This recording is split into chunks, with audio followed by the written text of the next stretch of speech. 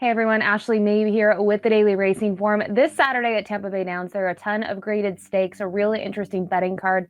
And one of those stakes races is the Grade 3 Challenger at a mile and a 16th on the main track. A field of 9 has been assembled. It's actually an interesting betting race in a lot of reasons, just looking at the odds in here. And the number 2, Skippy Longstocking, is a heavy morning line favorite. I think looking at the group, rightfully so. But if you're trying to beat him, I think there may be one or two other directions to go. And in terms of the exotics, some horses maybe to use underneath. Mighty Heart is a horse that's won the hearts of many people, especially in Canada when he made his bid for the Canadian Triple Crown. And he's fared quite well in his dirt races. He's 15-1 on the morning line. Classic Causeway is undefeated on the main track at Tampa Bay Downs, but more recently has stamped himself as a turf horse, and now he's going to get back on the dirt. Tax, we've heard a lot about over the years. He overcame quite the long layoff and did have a win last year, but I'm not sure he's the same level as he once was. So it is an interesting betting race in here. We'll jump right into it in with the number 1 Trademark out of the Vicky Oliver barn. This is a horse that's actually rattled off 2 back-to-back wins and has done it quite nicely. He had a streak kind of mid-season in 2022 that wasn't the greatest, and it seems like his last 2 he came to life. Now both of those races were in Kentucky, more recently in the Commonwealth Turf, which was not on the turf, was rained off and run on a sloppy track, but he was much the best in that field of 6. He does draw the inside in here. He's interesting to look at from maybe a pace perspective. He was forwardly placed on the slop last time out, but that had to do with the track conditions. I have a big feeling that was the main reason. And even 2 starts back, he was closer to the pace, but typically when you go down the page, he's not often that close to the pace, but you might see Martin Garcia decide to do that in here. And this horse has been working at Payson and working quite well. The barn wins at 16% with horses off this bit of a freshening. So he is intriguing, 6-1 on the morning line. The number 2, Skippy Longstocking, I mentioned, is the deserving morning line favorite in the spot. Was 7th last time out in the Grade 1 Pegasus World Cup Invitational. But I wanted to go back to 2 starts ago. He wrapped up his 3-year-old campaign with a pretty nice win at Gulfstream Park. You can see he's the number 7 here. This is an interesting betting race. I thought it was actually a pretty good field overall. And when he was called upon, he was simply the best in this field. You can see Simplification as well as some other runners try to get to him in the end. But once he hits the lead in here, he's gone. He ends up winning by 2 lengths. Rod Ortiz Jr. was aboard him in this event. Did have a jockey change last time out in the Pegasus World Cup. You see Arad is booked to ride again.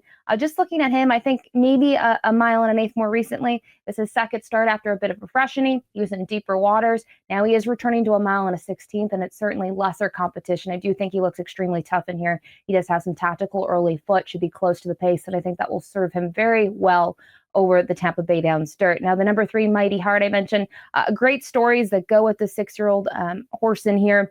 Last time out, he really did disappoint. He finished last in the Grade 3 Tampa Bay. It was a turf race. Now he's getting back onto the dirt. And I want to show the replay of his race 2 starts back because he actually raced at Tampa Bay Downs on the dirt for the first time in his career there. And he was much the best in here. Yes, he was even money. He was not facing the level of competition that he'll face in this race in particular, but I like that he had an outing here. He kept to task. It had been a while since he had seen the winner's circle, November of 2021 to be exact, so I think it's a confidence boost. And I mentioned maybe there is a reason to forgive his last effort. I know he's proven himself basically on every surface that he's run on. Personally, I've always found an interest in his dirt races. I actually like him as a dirt horse. You see his record. He's obviously done well in the dirt, 3 for 8 in terms of wins.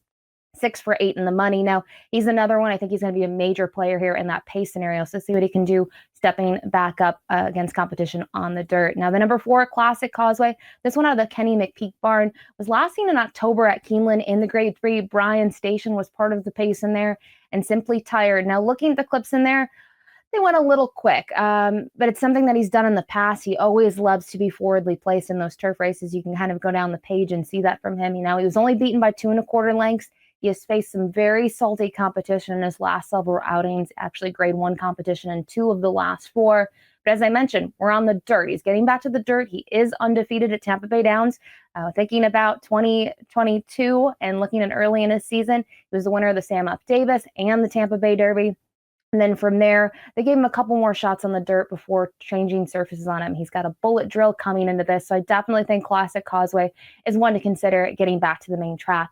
The number 5, Surely Furious. This is a horse that He's hard to make a case for. You look at his last couple of efforts, they've tried different things. Last time he was in a turf sprint, he wasn't able to close in that race at all. He didn't really make much of a move, but he was an outsider on the tote board. And then 2 starts back, he was in the grade 3 Mr. Prospector against Sibelius, and Dean delivers. Very respectable runners, and Sibelius looking to race not too long from now in Dubai. So the competition, yes, was tough 2 starts back, but they've tried different tactics. They've tried to have him forwardly placed in his last 2. He's rated, and that hasn't worked. So I'm curious on the stretch out back to a mile and a 16th and returning to the dirt, what the tactics will be. But he'll certainly have to show more than he's shown so far in his last several efforts. The number 6, the Reds. He was a big price last time out in the grade 3, Fred Hooper, to kind of kick off his 2023-year-old a year in his 5-year-old campaign. He did not fare well at all in that race. He never really got running. And if you watch the replay, he went wide in spots. He just didn't seem to have the punch. Maybe he needed a start kind of after that bit of a freshening. And I think the race 2 back, if you watch the replay, he did make a really nice late run in there. He had to tip wide. He faced some really nice older horses in there, such as Farmington Road, Happy American.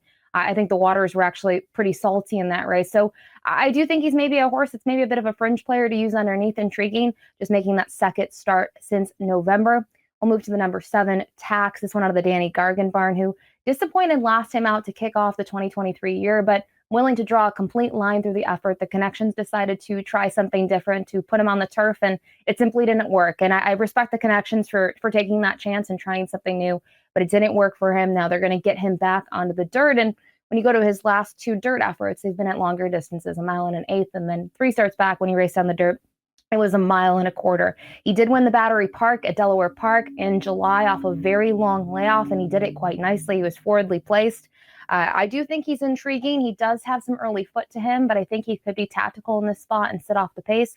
But then again, Paco Lopez is climbing aboard, who's going to pilot him on Saturday. And Paco, typically noted as a speed rider, doesn't necessarily mean that'll be the tactics, but maybe something to look at. He's 4-1 on the morning line. And to be honest, I'll be curious to see how much respect he'll take on the tote board on Saturday. The number 8 Business Model of the Brendan Walsh barn. Tried the Tapeta last time, a similar story. The Connections tried something new. It didn't pan out. So going back to what this horse has proven himself as, and so far in his career, that's a dirt runner. His 3 wins have all been on the main track. He was a pretty nice winner at Keeneland on November 4th. You can go to that race 3 back. I love that he was able to basically circle the field. He had 1 horse beaten early on and made a move, and he won. He did dead heat in there. His efforts since then, they haven't been the best, but he's won. Luis Saez is going to ride. He has some upside, but for him, these are going to be deeper waters than he's faced in the past. And then to round out the field, the number 9, Brooklyn Strong, who run the Remsen in 2020, but hasn't been to the winner's circle since then. Looking at his efforts last year, he had several third-place efforts, one at Parks, one at Saratoga. He's been sending off the pace in those and making a late run, but typically not having enough to get the job done. Most recently, he raced at a mile and an 1/8. He did not fare well at that Belmont at Aqueduct meet. I'm wondering, looking at his last 2, another similar story to another runner in here. He's going to cut back in distance. That could suit him well. But for me, his record has left something to be desired. And I, would need to see more, at least in a start or 2, to kind of endorse him in this race. So that is the field of 9, top to bottom. I think after kind of going through these runners, it's not shocking. I am going to pick the morning line favorite, the number 2, Skippy Longstocking on top. He does have that tactical early foot where he can be close to lead, if not on it, but I would expect him to be just off of it, kind of similar what we saw from him in the Harlan's Holiday. And I think that's probably the winning trip in this race. I don't think you want the pace to get too far away from you. And he's shown that kind of versatility to be very close. So I love Skippy Longstocking in here. Other horses to consider, the number 4, Classic Causeway.